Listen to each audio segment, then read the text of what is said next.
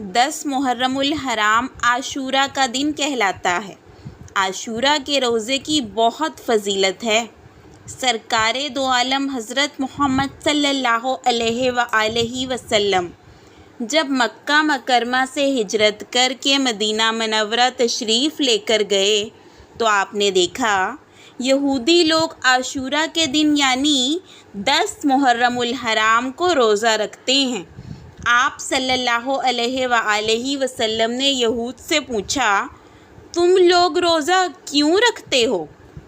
انہوں نے کہا، 10 محرم کو حضرت موسیٰ علیہ السلام اور ہمارے بڑے لوگوں کو اللہ تعالیٰ نے فتح عطا فرمائی تھی، کامیابی عطا کی تھی، نجات عطا فرمائی تھی۔ پوچھا، نجات کس سے؟ انہوں نے کہا، فرعون کے مظالم سے۔ حضرت موسیٰ علیہ السلام بنی اسرائیل کو لے کر نکلے۔ دریا میں حضرت موسیٰ علیہ السلام کے معجزے کے طور پر رستے بن گئے اور سارے بنی اسرائیل آپ علیہ السلام کے ساتھ دریائے نیل کو عبور کر کے باہر نکل گئے، جبکہ پیچھے فرعون اپنے لشکر کے ساتھ جب وہاں پہنچا تو اللہ تعالیٰ نے دریائے نیل کے پانی کو پھر سے ملا دیا۔ وہ دن 10 محرم کا تھا۔ اس طرح بنی اسرائیل کو 10 محرم کو فرعون سے نجات مل گئی تھی۔ اس لیے یہود 10 محرم کو شکرانے کا روزہ رکھتے ہیں۔ نبی کریم نے فرمایا، ہم موسیٰ علیہ السلام کے زیادہ قریب ہیں، ہماری نسبت اور تعلق زیادہ قریب کا ہے، ہمیں روزہ رکھنا چاہیے۔ آپ صلی اللہ علیہ وآلہ وسلم نے اور پھر صحابہ اکرام نے بھی عاشورہ کا روزہ رکھا ہے۔ آپ نے رمضان المبارک کے علاوہ لگاتار اگر کوئی روزہ رکھا ہے تو وہ عاشورہ کا ہے، تاکیداً رکھا ہے، اپنے اوپر لازم کر کے رکھا ہے۔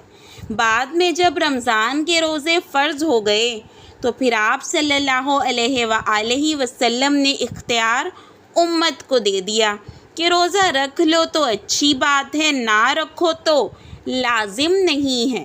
آپ نے فرمایا، جو شخص عاشورہ کا روزہ رکھتا ہے اللہ تعالیٰ اس کے 1 سال کے پچھلے پورے 1 سال کے گناہ معاف کر دیتا ہے۔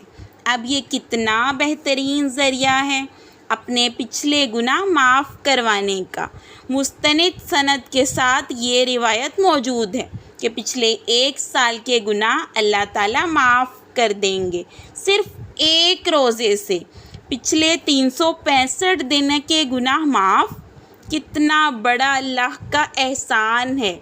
اللہ ہم پر برسات کر رہا ہے رحمتوں کی، برکتوں کی، کہ تم نے جتنے گناہ کیے، نافرمانیاں کی، 1 روزہ عاشورہ کا رکھ لو، میں معاف کر دوں گا۔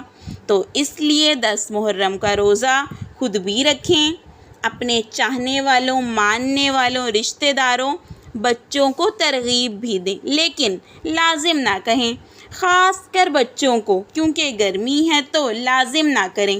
جو رکھ لے تو اچھی بات ہے، جیسے ہمارے پیارے نبی نے کہا تھا کہ لازم نہیں ہے۔ وفات سے پہلے آخری سال ہمارے نبی نے فرمایا تھا کہ اگر میں اگلے سال زندہ رہا تو 10 محرم عاشورہ کے ساتھ 9 محرم کا روزہ بھی ملا کر رکھوں گا۔ یعنی آپ صلی اللہ علیہ وآلہ وسلم 2 روزے جوڑ کر پسند فرماتے تھے، تنہا 1 روزے کو ناپسند کرتے تھے۔ اسی لیے فقہ نے لکھا ہے کہ 9 اور 10 محرم کا روزہ رکھ لینا چاہیے، کیونکہ ہمارے نبی کا پسندیدہ عمل تھا۔